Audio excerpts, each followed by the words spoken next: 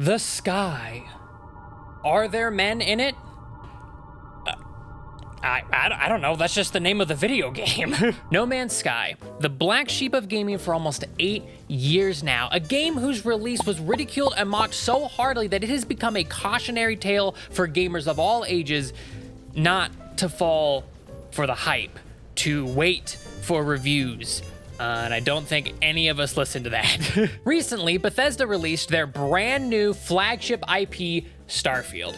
And with it came a ton of discourse about whether or not the game was properly advertised. You see, a lot of people online were expecting more of a space sim game and less so Fallout in space. And that's where No Man's Sky really kind of started to nudge its way into my noggin. And then, following that, CD Projekt Red released Cyberpunk 2.0 and the Phantom Liberty expansion, pretty much putting a bow on their redemption story, a story that has had a long history to it, and I promise we'll get back to that when I finish the game, but that got me thinking about gaming redemptions, and once again, No Man's Sky started to wiggle its way into the folds of my brain. So with space sims on my mind, gaming redemptions being kind of a hot topic right now, and a burning curiosity to see if Sean Murray and his team at Hello Games finally delivered all of the promises they made over 8 years ago, I dropped the hefty full price $60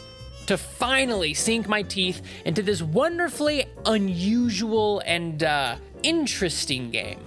So, after roughly 30 hours, what did I discover? I had no idea what No Man's Sky was going into it. I knew that it had certain elements, but I did not know what kind of game No Man's Sky is. And if you've never played it, you probably don't know either. So allow me to write you a quick FAQ about No Man's Sky. Is it a survival game?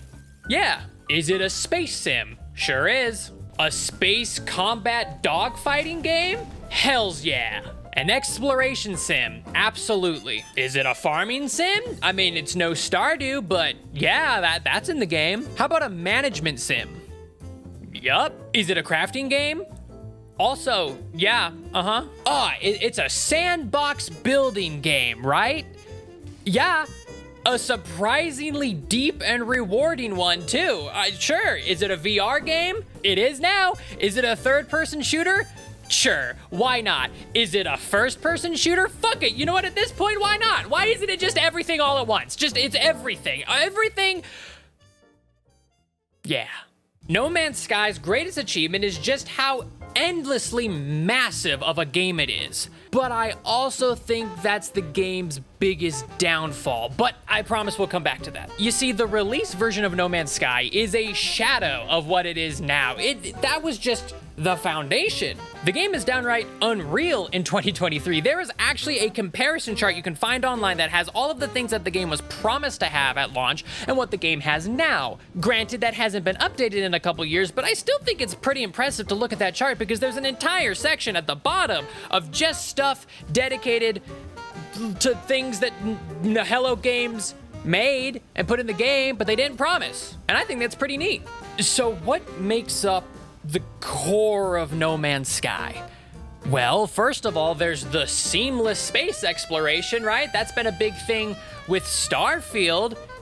But in No Man's Sky, you can just seamlessly go from planet to spaceship, leave the atmosphere, go out and explore the vastness of space with no problems. Like, there's no loading screens. Sometimes my game likes to drop some frames when it's trying to load in the next section, but that is so perfectly reasonable for me. Like, I understand what it's trying to do, and it feels so seamless. It's never been too immersion breaking for me, but I can leave a space station, see a planet that I want to go to, fly to that planet, enter the atmosphere, land on that planet, and then I have a huge, endless planet that I can explore that's not gonna stop me if I walk too far on the planet. I can just walk as far as I want. And these planets are huge. There is a video by a YouTuber called Dirt the Gamer who decided, fuck it, I'm gonna walk around an entire planet in No Man's Sky. And it took him over 25 hours. Yeah, that's absurd, but he could walk around the entire planet. It's a full planet that he could just walk around. I mean, it's randomly generated, so it's mostly the same thing, but like, that's the thing he could do. Bethesda, he could do that if he wanted to, and he did, which is why he did it. being able to just hop in your spaceship, lift off, and launch yourself into the vast cosmos of space, it's pretty slapping. It's pretty cool. I like it. It's cool. I like it. Now, there's also a fully fledged base building system, complete with an entire wire and electricity mechanic, and honestly, I have been having a blast with this system. It feels super, super nice to use. It has full like wall panels, and like you have to grind to get like the blueprints to build and decorate your bases, and it's really cool. But if you don't like base building, there are entire pre-built structures that you can just plop down and use that are super, super friendly. Like the community builds in this game they're just so nutty.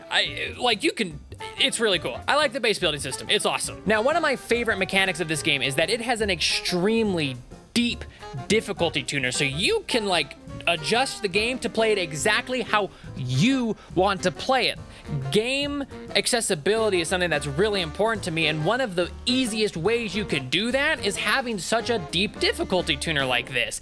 I mean, you want to forget the grind and go straight into base building? Sure. I mean, you can do that if you want. Do you want to stop worrying about having to like manage your life support systems and making sure your spaceship is fueled? Sure. Fuck it. I mean, do you hate yourself and you just want to turn up the grind a million and make the game intensely stressful and like a full survival experience? I mean, fuck it. Sure, here you go. I mean, it's a full game mode you can play, you fucking weirdo. How about a seamlessly buttery smooth multiplayer experience where I can just hop onto Steam, see my friends joining, and play with them? Super easy. Are you wondering why I'm making such a point of how easy the multiplayer system is? It's because it wasn't there at launch. Something that completely caught me off guard was the ability to own like an entire shipping freighter and then like be able to run a fleet of spaceships that can go and do dangerous missions for you and collect you a bunch of resources. And also the freighter is like your home away from home, and it has like a fully deep, intricate crafting and building system all of its own. Do you like dogfights? Do you like fighting pirates in space and spaceships? Yeah, there's that. How about like full ass dive bomb spaceship battles like the fucking trench run of Star Wars? Yeah. Sure, that's there too. And no, you know what really caught me off guard was township management. Like I just stumbled upon an abandoned civilization that needed an overseer, and I just like took the job and I started building buildings for them, and then I had to make like decisions for the town where it's like, hey, we really want clean water to improve our quality of life. And I'm like, nah, bitch, you're gonna make another factory because the bottom line's what's important. So Jimmy, get your ass back in the factory and make me more money. I don't care if your quality of life is at a 3%. We're still talking about No Man's Sky here, I'm sorry. Have I mentioned that this game is endless? And I mean genuinely endless. There is an estimated 18 quintillion planets in this game, which is just a made up fake number, but like it has just an endless generational planet system. And honestly, the planets have been very cool. I was seriously impressed by how these worlds looked and felt. They had like the full ecosystems. They were full planets. They had different scales of difficulty and dangerousness. Some were gas planets, some were frozen planets, some were lava planets, some were full water planets that you have to build submarines to explore.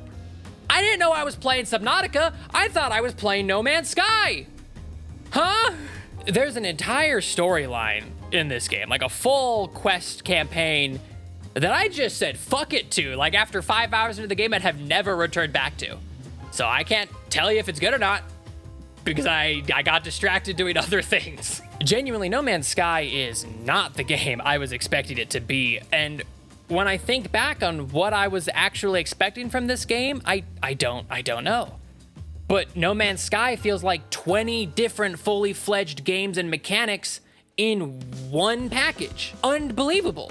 And that's not even addressing the thing that impresses me the most. The fear of missing out. A majority of live service games, and yes, I am categorizing No Man's Sky as a live service game, build their entire monetization around FOMO. This idea that if you're not constantly playing the game, if you're not constantly doing the battle pass, doing the things that they have for you, you are going to miss content. It is going to be locked away and you won't be able to experience it again. That fear of missing out compels you to keep playing the game, to always stay in the ecosystem, to be spending money on the game. Yeah, not No Man's Sky, not Sean Murray, and I genuinely believe that comes from the historically horrible launch. Like, that launch was so notoriously bad that it completely changed the gaming industry for a while there. Like, the amount of hype and excitement that was built around that game to just be so utterly asinine. It was baffling. And so Hello Games put their nose to the grindstone, and for the last 8 years, they have been pumping out content after content after content for this game, really shaping it into what it is now. And it's all been free.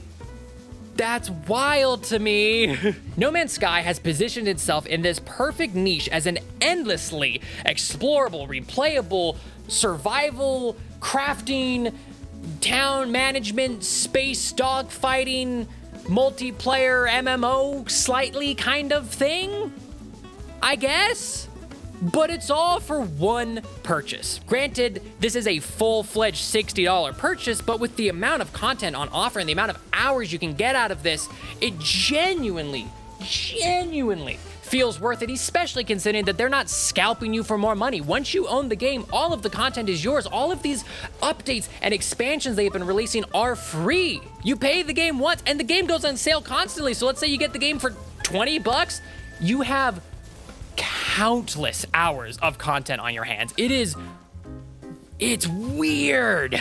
And for me personally, No Man's Sky exists as the perfect pick it up and put it down kind of game. Like, it runs flawlessly on the Steam Deck, and genuinely the game plays better with a controller anyway, so the Steam Deck has been a great place to play it. And so when life gets slow, or like, you know, not so many good games are coming out, like, it's just a great game to pick up on the Steam Deck, relax for an hour or two, play some No Man's Sky, build a base, explore some planets, and then put it down. And then I can put the Steam Deck down without the fear of Hello Games making all of the work that I've put into it obsolete if I don't pick up the game again for a couple of months. Incredible. Honestly, it reminds me a ton of Rock and Stone, in like the best possible ways, but yeah, maybe I'll circle back. Maybe I'll do a video on Rock and Stone one day. We'll see. However, now you've read the title, you've seen the thumbnail, and you know that I've drawn you in with clickbait and kept you here with my mesmerizingly perfect stash. I think No Man's Sky is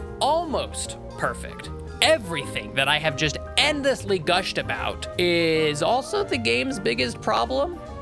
So, okay, let me explain. No Man's Sky is overwhelming, like troublingly so.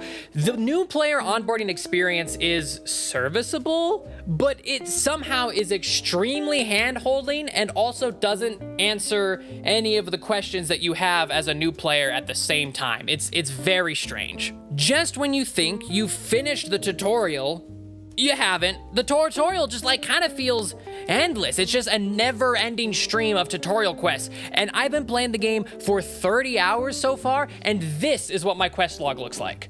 Every time you discover something new, you get a quest tutorial for that thing trying to explain. So my quest log is just full of tutorial quests that it's just really obnoxious. It's just so, it's full. And like, it's 2 pages now. But then, even if you do finish all of these tutorials, as they appear, the game still has no systems in place to help new players like understand a lot of the weirder niche things like the economics and the trading styles of different galaxies, or nav points and maps and how you can explore planets more thoroughly, or even how the power and wiring system works for base building. None of it was explained very well, for me at least. So my first dozen hours of this game was spent just ingesting like hour-long YouTube videos called like No Man's Sky for Beginners and No Man's Sky Everything You Need to Know When Starting the Game. And you just get lost in the amount of content here. And honestly, I don't really know how to fix it. I'm not a game developer. I'm not a game publisher. This is just from someone who plays a lot of games. This is my experience. And I think that might just be an issue for a game of this size, this vast and ambitious. If you vibe with the game, hells yeah. but it's gonna take some time to learn all of the quirks of this game.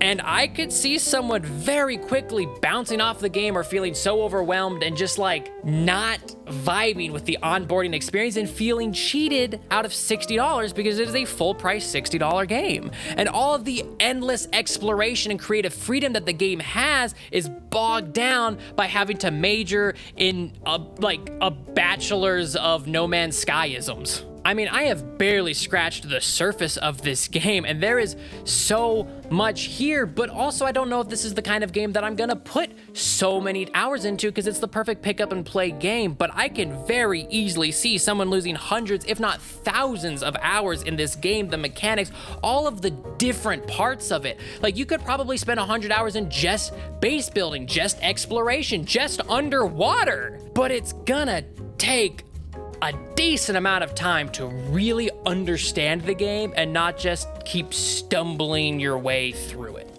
Does that make sense? So, time for my thesis sentence, the point of the video. What did I discover playing No Man's Sky 8 years after its release? I discovered that the game is incredibly special. There are very few competitors in this vast sandbox endlessness especially the fact that this game is only one purchase with no microtransactions.